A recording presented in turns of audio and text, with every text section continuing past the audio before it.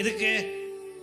6 அறிவு எனக்கு கொடுக்கலையே, எல்லா அதிகாரமும் கொடுத்துருக்கிய, படிச்சன, வேலை பார்க்கன, 30 வயசுக்கு மேலே ஆயிட்ட, எல்லாம் தெரியுமே எனக்கு.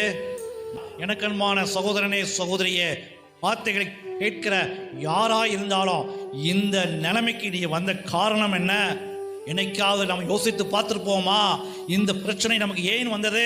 ஆண்டவருடைய சத்தம், சாப்பிடாத. ஆனா இங்க ஒரு சத்தம் வந்தது. என்ன சத்தம்? சாப்பிடு, சாப்பிட்டா நல்லா இருப்ப.